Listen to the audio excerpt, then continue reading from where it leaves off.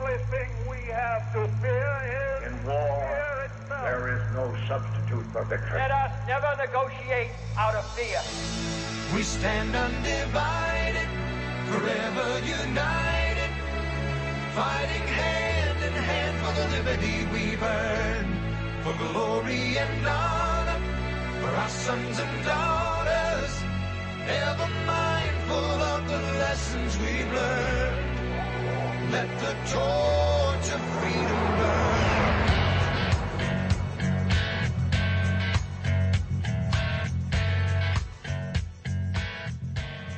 You find your way to the intersection of faith and politics. Thanks for joining us today on WallBuilders Live. You can visit us online at wallbuilders.com and also wallbuilderslive.com. You can send in your questions to radio@wallbuilders.com. We try to get those on Thursdays during our Foundations of Freedom Thursday.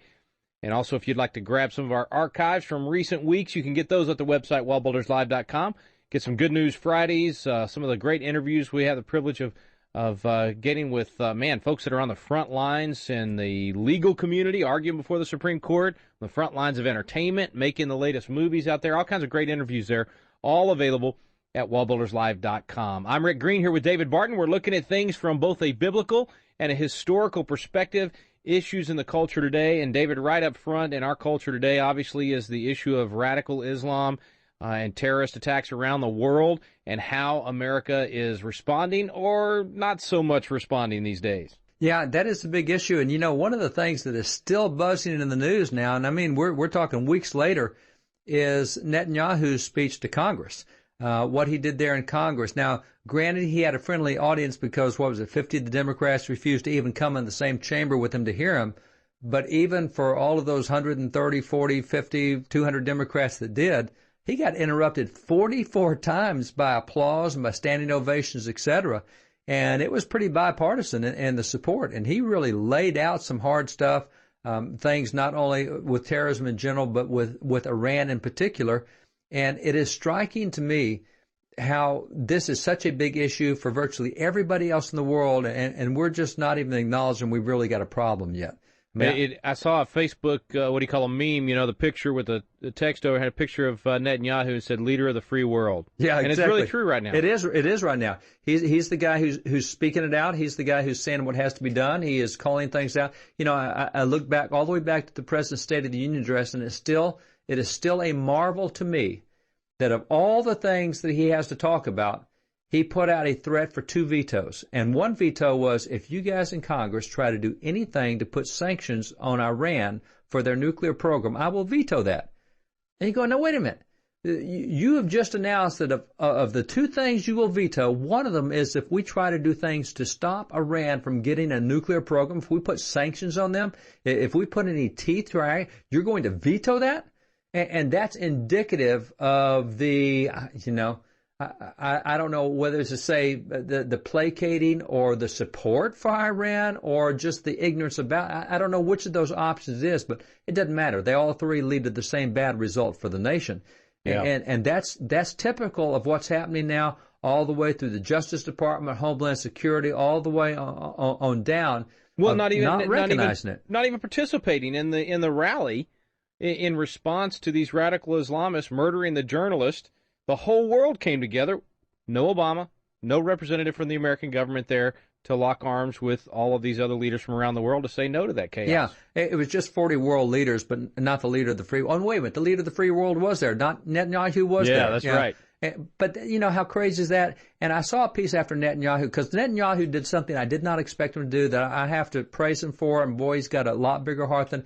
He made really clear that this is not a conflict between Obama and Netanyahu. There is no problem between America and Israel. And of course, everybody knows that there is, but he diffused that. He said, no, that's not the, and he was really magnanimous and really did a great job doing that. But then there was a really big piece written about a week later in Jerusalem papers that is one of the best pieces I've ever seen on this. And it talks about why Netanyahu and Obama will never be able to get along. And it goes back to the first thing Obama did, in 2009, he refused to come to the 20th anniversary of opening Berlin, letting people free in Berlin. He didn't even want to celebrate and recognize that. And there's nothing bigger to those people throughout that part of Europe than what happened with them being free, and he didn't want to recognize their freedom. And this guy pointed out, he said, Netanyahu has grown up in a neighborhood where he understands philosophies are what drive things. Obama's grown up in a neighborhood as a community organizer, and he thinks economics is what drives things. If you can get the terrorist jobs, they'll do good. If we can get some support into Iran, give them some foreign aid, then they'll do the right thing. And Netanyahu recognizes, there's worldview differences that will never be solved by that. And so I love the way this guy pointed out that there is that philosophical difference between Netanyahu and between Obama that'll never be reconciled because they come at it from different experiences. Obama refuses to recognize that there are people out there who have a philosophy that can't be bought or can't be solved by community organizing. And so he goes at every world problem as if he's trying to organize something in Chicago, and that's just not going to work. And so that's where the federal government is now, and that's why we keep hearing these things about, we can stop ISIS if we can get to the root cause of ISIS, which is their lack of jobs. And go, wait a minute, time out. It's already well documented that the people going to ISIS are above average in education. They're coming out of American universities. You look at the 3 British girls recently came out of one of the most elite schools in Great Britain to go join ISIS. This is not about lack of jobs or opportunity or undereducated populations, but that's something that this administration does not understand. And so there is a real paralysis. They won't do anything about it because they don't believe that it's a problem that's going to be fixed by any normal means. And so, there's a guy who's been inside the federal government for a long time who is very pointed, very candid on this, and that's Tom DeLay. And for people who say, Tom DeLay, isn't he that convicted crook? No, he's not the convicted crook. He's the guy that they spent tens of millions about and earned media trying to make him look that way. He was acquitted by all the courts. The courts pointed out, this is stupid. You've indicted him on something that was not a crime. You came up with something and made it a crime so you'd have something to indict him for. Of course he's innocent. So that word probably never got out to people, but this is a guy who's a victim of one of the greatest political smears in American history. But he is a guy with a ton of backbone, and we've been dealing with terrorists since back at the time of George Washington, so this is nothing new to Tom. And Tom's perspective on this is really a breath of refreshing air for where we are today in America. Tom DeLay will be with us when we return. Stay with us right here on WallBuilders Live.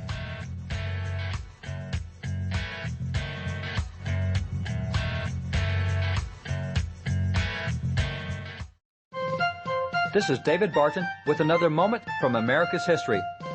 In the case Lee versus Wiseman, the Supreme Court ruled that for an adult to mention the word God at a public graduation constituted both psychological and religious coercion against the students.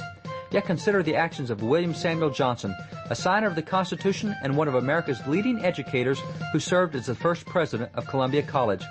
At his graduation exercises, William Samuel Johnson declared to the students, "You this day have received a public education, the purpose whereof hath been to qualify you better to serve your Creator and your country. Your first great duties, you are sensible, are those you owe to heaven, to your Creator and Redeemer."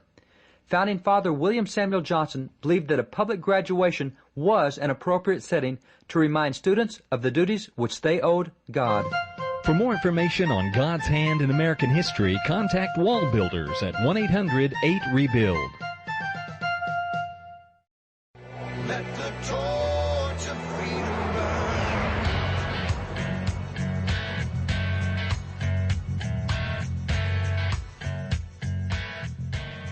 Welcome back to the intersection of faith and politics. Thanks for staying with us here on WallBuilders Live. With us now, former Congressman, our good friend Tom DeLay. How you doing, Tom? I'm doing great, Rick. God bless you, man. Hey, you as well. Thanks for coming on, and thanks for all the good work you continue to do. Appreciated your article about the just really paralysis of our government at this point with regard to fighting terrorism, because the president's just not even willing to call it that. Well, exactly right, and we shouldn't be surprised. It doesn't surprise me at all that the media doesn't want to deal with this. I keep asking the question, why won't he call it terrorism? Why won't he call it a war on terrorism or Islamic extremism? And they refuse to talk about who he is. I mean, this is a man that was born to a communist mother and a communist father. His grandparents are communists. They had close relationship with one of the biggest communists in all of the United States, Frank Marshall Davis. His mother divorced his father, then He was raised as a Muslim in Indonesia, so he has very strong ties, and his entire youth was hanging around communists, socialists, Marxists, and Muslims. He even said in his book that he sought them out in college. Exactly. And if you listen to him as president, when he speaks the Quran, he uses the Arabic accent. He's very much, I mean, you just think about your own life, Rick, and especially growing up. In my case, I went through 3 revolutions in Venezuela, and I had an incident with Fidel Castro in Cuba that had profound impact on me and my worldview today. You don't think, America, that Obama hasn't had a profound impact on him by the Quran and the people that raised him, plus the communists and socialists that he associated with his entire life. You said in fact, the title of your article said Obama paralyzed by Muslim sympathies. We've had programs on this show talking about some of the folks that he surrounds himself with, some of the folks that are now part of the, supposed to be the counterterrorism of our country, but yet their sympathies are certainly there. I mean, when you're not even willing to call some of the terrorist organizations terrorists, clearly there's a problem here. Well, first of all, you can't defeat an enemy you can't define. That is incompetence and weakness, and that's what we have in our president today. And his fingers reach out throughout our government. I'll give you a couple of examples. There have been claims that members of the Muslim Brotherhood, which is a terrorist organization that has a motto, Allah is our objective, the Quran is the Constitution, the Prophet is our leader, jihad is our way, death for the sake of Allah is our wish. That's their motto. And he's got people that have contacts with Muslim Brotherhood in his administration. The State Department just met with people just in the last couple of weeks, people that are connected to the Muslim Brotherhood. We've got 2 Muslims in the House of Representatives right now. One of them, who has direct connections with the Muslim Brotherhood, Andre Carson from Indiana, has just been appointed to the House Intelligence Committee, where he will have access to all of the secrets of our nation. I mean, and I could go on and on. This is getting very dangerous. Tom DeLay, former congressman, former House Majority Leader in Washington, D.C., is with us today. Stay with us. We'll be right back on WallBuilders Live.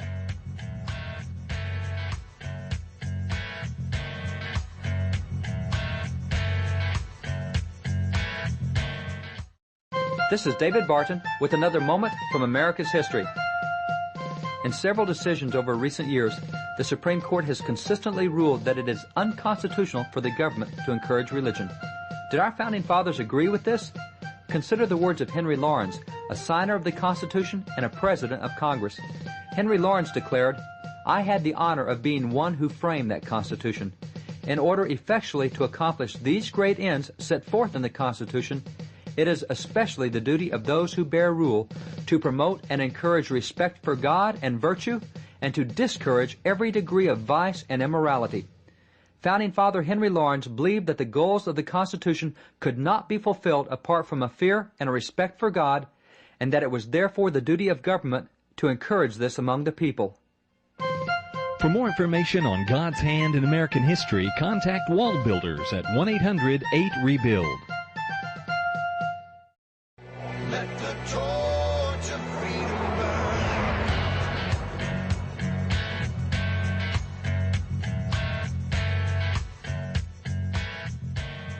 Welcome back. Thanks for staying with us here on WallBuilders Live. Congressman Tom DeLay is with us today as our special guest. Let me ask you, looking forward, Congressman, you obviously got a presidential election coming up. I mean, the Republican primary, Democrat primaries are going to start very soon this summer. There'll be debates. It's going to be upon us before we know it.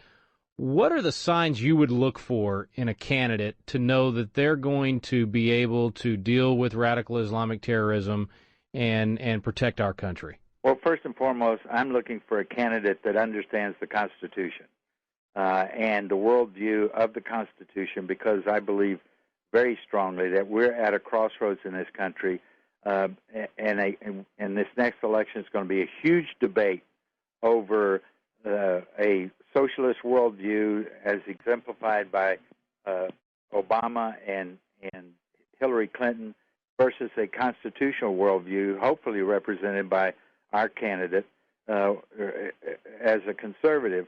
And so I'm looking for a candidate that, one, and most importantly, can articulate and define the Democrat and the liberal and the socialist running for office for the American people, and then can define who he is or she is as far as their understanding of the Constitution, its worldview, and where it's going to take our country. And then, if you understand the Constitution, then you can relate and define what the war on terrorism is. You can stand up and speak out strongly against Islamists that are trying to undermine this country, particularly those that are here. We have organizations now, a Muslim Student Association, a group called CARE, Council on American Islam Relations, the U.S. Council on Muslim Organizations. I could go on. There are a lot of organizations in this country that are here to undermine this country and weaken it, and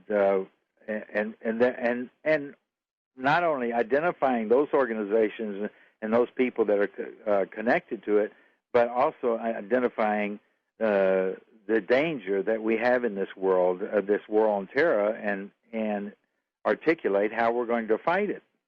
Do you see a particular kind of background that would suit us better in terms of a presidential candidate that can deal with this? I mean, this has got to be at the top of the list in terms of what we look at in a candidate is being able to deal with this issue.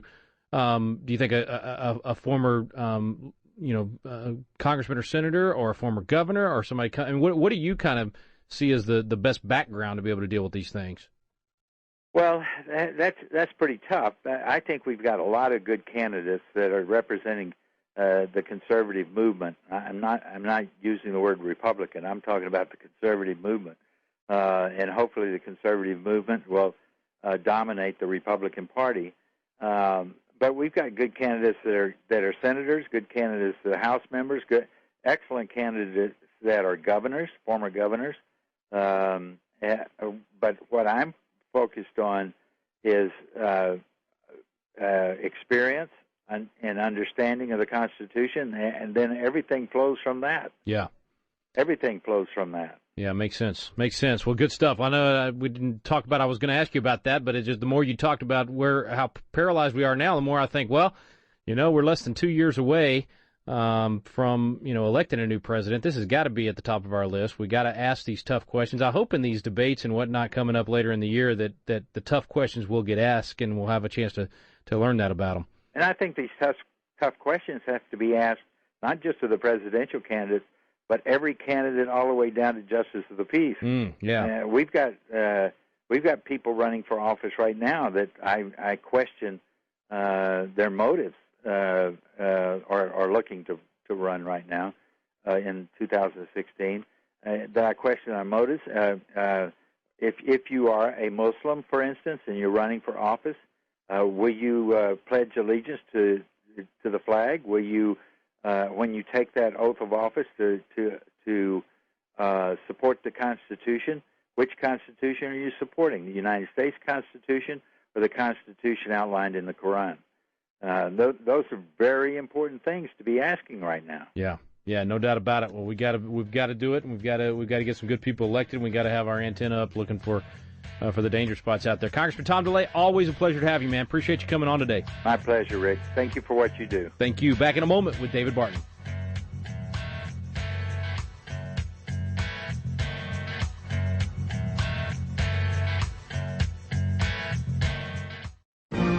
Have you noticed the vacuum of leadership in America? We're looking around for leaders of principle to step up, and too often, no one is there. God is raising up a generation of young leaders with a passion for impacting the world around them. They're crying out for the mentorship and leadership training they need.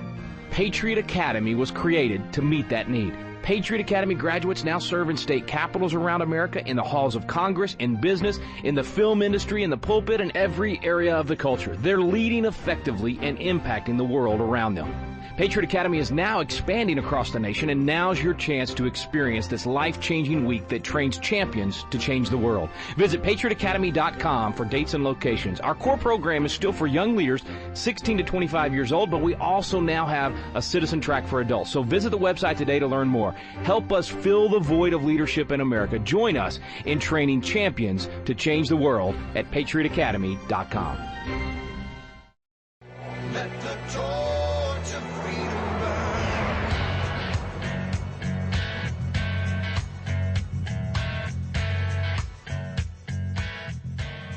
We're back on WallBuilders Live. Thanks for staying with us. Special thanks to Tom DeLay. Back here with David Barton now. David, I'm thinking of Giuliani and DeLay as two of the guys that are not afraid to say what this president really is and what's really happening and the damage that's being done. Yeah, I mean, they have been right up front about it, but they have to for the sake of the nation. You can't hide this stuff and play like it's not there. And DeLay's right. You can't defeat an enemy you can't define. And this is an administration that has refused to define the enemy. And if you try to say that it's radical Muslim, no, that's not true. And, you know, he says this is really not religious Muslims because these guys have perverted it. Tell these guys they're not religious. Tell them the Quran they're reading doesn't say what they say that it does. They're completely motivated by religious motivations. I mean, it's nuts to say otherwise. And for people who want to take probably 15 minutes, if you go to the Atlantic magazine and look at and Atlantic is not a conservative magazine, but Graham Wood did a piece there, one of the best analysis I have ever seen of where ISIS is and what motivates them. And he spent time among them, interviewing their lead imams, their lead spiritual leaders, and he says, here's what makes them tick. It's one of the best analysis of where ISIS is and what motivates them religiously. And over here, you got the president saying, no, it's not religion that motivates these guys. They just need jobs.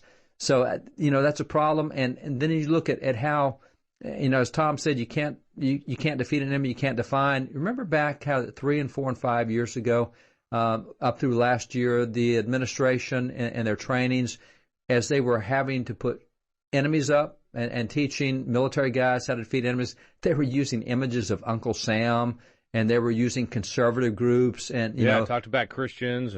Christians were in there, and they go through and do these briefings and show Family Research Council, and they show WallBuilders, and they show American Family Association. These are the enemies you need to be aware of. See, that's the problem. You know, there's such a worldview difference, and it's just wow. Well, it takes perspective of realizing there's evil and being willing to call it evil. You know what I'm trying to say? Yeah, but you know, Tom said he grew up in Venezuela. I didn't realize that. I just looked it up real quick, and he spent his growing up years in Venezuela. And you think about the dictators and the connections they had with Cuba at the time, because he was saying, you know, Castro and Cuba and what he learned from that.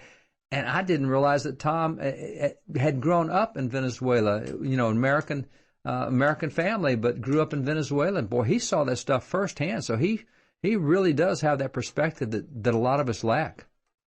What about the historical perspective on this all the way back to the founders? I mean, if they had, I wonder if they had detractors that were, you know, more of an appeasement type situation. Oh, you bet they did. You bet they did. As a matter of fact, John Adams ended up on that side.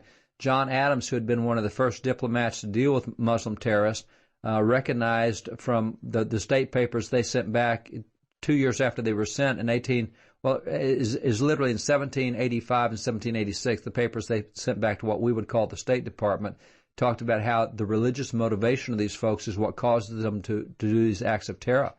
And because they were religiously motivated, John Adams recognized that trying to stop this is not going to be a short, easy conflict. I mean, it's like trying to talk a Christian out of his faith. It's like trying to talk the Pope out of being Catholic and have the Pope convert to Judaism or Hinduism or something. It's not going to happen. You know, it's trying to talk the Dalai Lama out of being peaceful and make him a leader of ISIS. It's not going to happen. And so when Adams understood what motivated these folks, he recognized that any conflict we got into is going to be really long. And that's why throughout his administration, even though the Navy was built in John Adams' administration, he would not let the Navy go attack the Muslim terrorists. He would rather pay them because he pointed out the Americans do not have the stomach for the war that this will take. If we get into an attack against Muslim terrorists, it will be decades. And he said the American public does not have the stomach for that. And so he appeased and he paid, and that's why when Thomas Jefferson got the government in 1801, 20% of the federal budget was being spent on appeasement payments to the Muslim terrorists. So yeah, we've always had folks who wanted to appease, but Jefferson was on the other side. He said, "I'm not going to spend a single cent to appease these guys. I'm going to appease them by sending them to the Marines and the U.S. Navy," and that's what he did for 5 years. But the conflict lasted from that point, 1801, all the way through 1816. You're talking 15 years that it went through Jefferson, it went through Madison. So Adams was right. Unless the American people have a stomach to really go after this, appeasement was the policy he chose, not because he believed in it, but because that was what it took politically to keep the American people on board. How much of that you think is the problem today? Not only the leaders, but the people themselves not having the stomach for the fight that's necessary to win this. Oh, no question, people didn't have the stomach for the fight. After 7 years in Iraq, they wanted out. That's part of the reason Obama's president, is they wanted to change. And by the way, I will point out, even the New York Times pointed out in a recent article, weapons of mass destruction all over Iraq, as it turns out. We just forgot to say that before the election. But you see, that's the kind of stuff. People didn't have the stomach. 7 years was too long. We want a president who's going to get us out of Iraq, get us out of Afghanistan. We've done it, but now we're paying for it for having done that. Special thanks to Tom DeLay for joining us today. Thank you for listening to WallBuilders Live. We stand undivided.